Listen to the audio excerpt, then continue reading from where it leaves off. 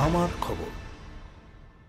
রাত পোহালেই পৌষ মেলা শুরু, আর বিশ্বভারতীতে ছাতিমতলায় পৌষ উৎসবের সূচনা করেই এই পৌষ মেলা রীতি মেনেই শুরু হয়ে যাচ্ছে। ইতিমধ্যেই এই পৌষ মেলা নিয়ে তৈরি প্রশাসন, বীরভূম জেলা প্রশাসনের পক্ষ থেকে বিভিন্ন পদক্ষেপ নেওয়া হয়েছে। প্রত্যেক মুহূর্তের খবর আপনাদের সামনে আমরা তুলে ধরছি এবং প্রত্যেক দিন ছোট্ট ছোট্ট করে বিভিন্ন তথ্য আপনাদেরকে তুলে দিচ্ছি। আমরা আজও বেশ কিছু তথ্য নিয়ে এসেছি আপনাদের সামনে। আজ বীরভূম জেলা পুলিশের পক্ষ থেকে মেলা নিয়ে একটি গাইড ম্যাপ প্রকাশ করা হলো, যেখানে প্রকাশ করলেন রাজ্যের মন্ত্রী এবং বীরভূম জেলা পরিষদের সভাধিপতি এবং বীরভূম জেলা পুলিশ সুপার সকলেই ছিলেন। এই গাইড ম্যাপের প্রধান উদ্দেশ্য হলো যারা মেলায় দূর দূরান্ত থেকে বিভিন্ন গাড়ি নিয়ে আসছেন বা যারা এই মেলা দর্শন করতে আসছেন তাদের জন্য বিভিন্ন সুযোগ সুবিধা পাওয়া যাবে এই গাইড ম্যাপে, এবং গাইড ম্যাপ দেখলে কোনো ভুলভ্রান্তি হবে না এবং তারা একদম সঠিক দিশা দেখিয়েছে গাইড ম্যাপে, এবং কোথায় কি করা যাবে কোথায় কি করা যাবে না তাও কিন্তু গাইড ম্যাপে দেওয়া আছে। সেই প্রকাশের ছবি আমরা দেখে নেব এবং তাদের বক্তব্য দেখে নেব কী ভাবনা নিয়ে এই গাইড ম্যাপ প্রকাশ করা হলো।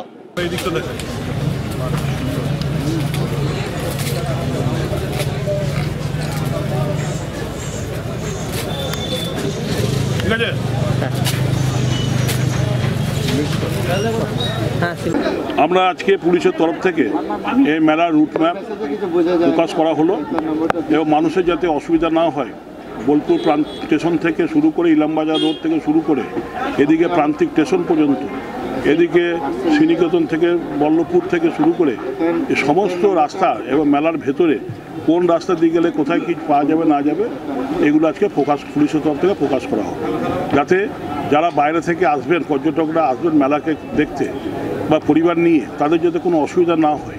এবং এখানে মেলার কয়েকটা স্থানে আমরা ডিসপ্লেও থাকবে এই ম্যাপ, তারা যাতে সেই ডিসপ্লে দেখে তারা যাতে নিজেদের যেখানে গন্তব্যস্থল সেটা যেন বুঝতে পারে, সেই হিসাবে আজকে এটা প্রকাশ করা। এবং আপনাদের কাছে অনুরোধ করছি আপনারাও একটু ছড়িয়ে দেন যাতে সমস্ত মানুষ এই ম্যাপটা বুঝতে পারে এবং তারা সেই ম্যাপ বুঝে তাদের পরিবার নিয়ে মেলায় এসে এনজয় করতে পারে, আনন্দ করতে পারে এবং সবাই যাতে কারো যাতে কোনো অসুবিধা না হয়। কোন কোন রুটে 4 চাকা এমনি নিষিদ্ধ থাকছে? এটা সমস্ত, যেমন মেলা তো আছেই, মেলার বাইরে প্রান্তিক স্টেশন থেকে শুরু করে আপ টু বোলপুর স্টেশন হয়ে ইলামবাজার রোড, এদিকে হচ্ছে ইলামবাজার রোড, এদিকে আমাদের যে আছে পাড়ুই রোড বা রাঙাবিতান থেকে শুরু করে সিউড়ি বল্লভপুর রোড, এই সমস্ত রোড থেকে কিভাবে মেলায় ঢুকবে সেই জন্য এইগুলো দেখানো আছে। আমাদের পুলিশ কর্মী থেকে এবং সিভিক ভলান্টিয়ার সব মিলিয়ে প্রায় 2000 কর্মী এটা 24 ঘন্টার জন্য মেলায় মোতায়েন থাকবে।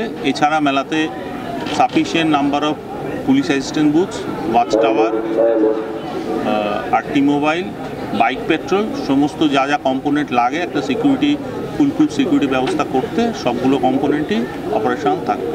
কত পুলিশ সিসিটিভি ওয়াচ টাওয়ার থাকছে? সিসিটিভি ওয়াচ টাওয়ার থাকে না, ওয়াচ টাওয়ার হচ্ছে পুলিশ পার্সোনালি ফিজিক্যালি নিজেরা থাকে। সে ওয়াচ টাওয়ার থাকছে আমাদের 13টা। সিসিটিভি তো লাগানো চলছে এখন, সিসিটিভির সংখ্যা আমি বলতে পারবো না। সিসিটিভি মেলার মধ্যে এবং মেলার বাইরে পর্যাপ্ত সংখ্যায় সিসিটিভি থাকে। কত পুলিশ মোতায়েন থাকছে মেলা নিরাপত্তা? বলে দিয়েছি আগে 2000-এর কাছাকাছি।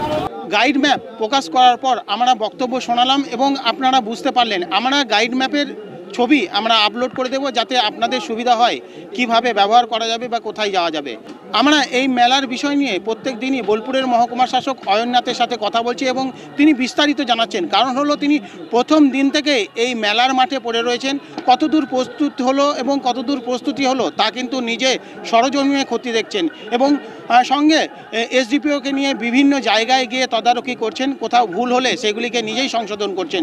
এবং আপনাদের আরেকটা কথা জানিয়ে রাখি, আমরা বলেছিলাম যে 8ই পৌষ যে আতশবাজির প্রদর্শনী হবে, সেই আতশবাজির প্রদর্শনীর জায়গা পরিবর্তন করা হবে। কারণ হলো তারা চেয়েছিল, জেলা প্রশাসন চেয়েছিল যে জায়গাটি পরিবর্তন করা হবে, কিন্তু এই মুহূর্তে সময় কম এবং এই জায়গাটি তারা প্রথমে ভেবেছিল একটু দূরে করার জন্য, কিন্তু পরে তারা ঠিক করেছে যে বাংলাদেশ ভবনে যেভাবে বাজি প্রদর্শন হতো সেই বাজি প্রদর্শনী কিন্তু সেই বাংলাদেশ ভবনের পিছনেই করবে এবং বাজি প্রদর্শন সেখানেই রাখা হবে। আমরা বিস্তারিত কথা বলেছিলাম বোলপুরের মহকুমা শাসক অয়ননাথের সাথে। আমরা প্রস্তুত ইনফ্রাস্ট্রাকচারাল এখনও লাস্ট মিনিট কিছু কাজ হচ্ছে আমাদের, কেননা আপনারা জানেন অনেকে লেটেস্ট স্টল নিতে এসছে, তাদের হয়তো ইনফ্রাস্ট্রাকচারের যে কাজটা প্রয়োজন ছিল সেটা এখন চলছে, কিন্তু আমরা পুরোপুরি প্রস্তুত।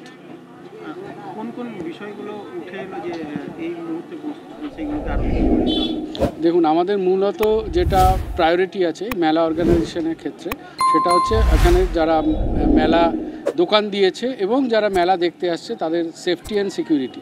তো সেই দিক দিয়ে আমাদের পুলিশ প্রশাসন, যেটা জানেন আপনারা, প্রায় 2000 পুলিশের ব্যবস্থা করেছে, সিসিটিভি আছে, ওয়াচ টাওয়ার আছে এবং আমাদের বিভিন্ন জায়গায় পার্কিং জোন করা হয়েছে যাতে মানুষ ফ্রিলি এখানে যাতায়াত করতে পারে, এখানে মেলা খুব সুশৃঙ্খলভাবে দেখতে পারে।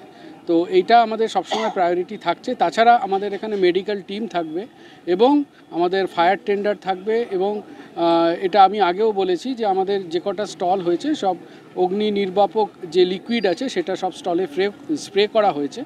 তো আমরা মোটামুটি সুরক্ষার দিকটা প্রায়োরিটি রেখেই চলছি। দেখা যাচ্ছে যে এবারে কিন্তু যারা হস্তশিল্পী বা যারা ছোট শিল্পী তাদের উৎসাহ বেশি এবং তাদের মানে মেলা দেখা যাচ্ছে যে এখনো পর্যন্ত তাদের সংখ্যাটাও বেশি। তাদের কথা দেখুন, আমরা প্রথমত তো ফার্স্ট সার্ভ বেসিসে আমরা স্টল দিয়েছি, তাও এরকম আছে এখানে, যেহেতু এবারে পৌষ মেলাটা অনেক দিন বাদে হচ্ছে, এই নিয়ে প্রচণ্ড উৎসাহ এবং উদ্দীপনা সবার মধ্যেই আছে। তো এই স্টলের ক্ষেত্রে আমরা যেটা করেছি, যারা স্টল পেয়েছেন ভালো, যারা স্টল পাননি তাদেরকে আমাদের যে একটা ফ্রি স্পেস সরকার থেকে করা হয়েছে, সে প্রায় 10,000 স্কোয়ার ফিটের একটা প্যাভিলিয়ন, যেখানে আমরা ওপরে ছাউনি করে দিয়েছি, নিচে চট পেতে দিয়েছি এবং ইলেকট্রিক কানেকশান দেওয়া আছে। সেখানে যারা দুস্থ শিল্পী আছেন কিংবা যাদের পুঁজির জোর অতটা নেই, তারা সেইখানে বসতে পারবে আমাদের কাছে আবেদন করলে। বাজি নিয়ে সিদ্ধান্ত হয়েছে আমাদের যেখানে বাজির অনুষ্ঠান হতো আমাদের বাংলাদেশ ভবনের সামনে যে মাঠটা আছে ওখানেই হচ্ছে। ইতিমধ্যেই প্রায় জানা যাচ্ছে যে প্রায় 1200 কাছাকাছি স্টল বা এখানকার যারা সরকারি কোম্পানির স্টল সেগুলি কিন্তু হয়ে গেছে। দোকানদাররা ইতিমধ্যেই তাদের পসরা নিয়ে বসে পড়েছেন, শুধু রাত্রের অপেক্ষা। তারপরেই কিন্তু কাল থেকেই শুরু হয়ে যাচ্ছে পৌষ মেলা। পৌষ উৎসব দিয়ে সেই সূচনা হবে এবং তারপরে এবারেই প্রথম পৌষ মেলার সূচনা করবেন রাজ্যের মুখ্যমন্ত্রী মমতা বন্দ্যোপাধ্যায়। জানা যাচ্ছে ঠিক 11টা নাগাদ তিনি টেলিফোন মারফত এই মেলার সূচনা করবেন এবং তিনি এই মেলায় আগত যারা দর্শনার্থী তাদের উদ্দেশ্যে বিভিন্ন বার্তা তুলে দেবেন। বিস্তারিত খবর আমরা ছোট্ট করে এভাবে আপনাদের সামনে তুলে দেব এবং আমরা ঠিক করেছি মেলা কটা দিন আপনাদের মেলার ডায়েরি হিসাবে আমরা বিভিন্ন খবর আপনাদের সামনে এইভাবেই তুলে ধরব এবং দূর দূরান্ত থেকে ইতিমধ্যেই কিন্তু বিভিন্ন শিল্পীরা হাজির হয়েছেন তাদের নিজের পসরা নিয়ে এবং বেশ কিছু জনের সাথে আমরা কথা বলেছিলাম।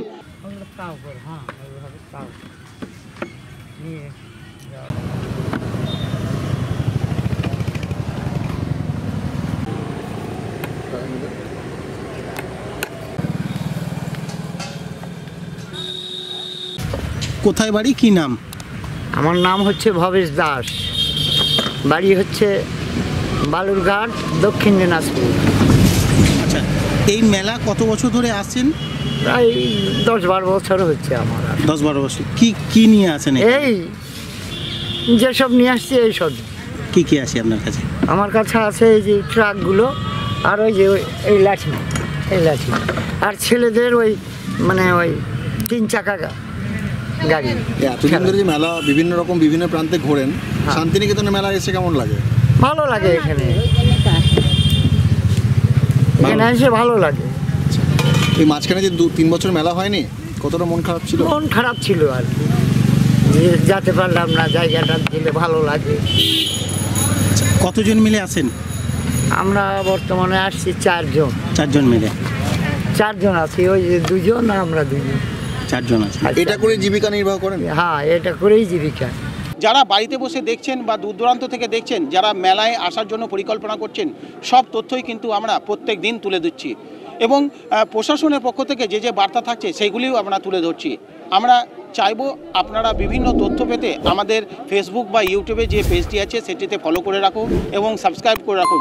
কোনো খবর আপডেট করলে বা কোনো তথ্য আপনাদের সামনে তুলে ধরলে সেগুলি আপনারা সঙ্গে সঙ্গে জানতে পারবেন। শান্তিনিকেতন থেকে মুনতাজ রহমান, আমার খবর, বীরভূম।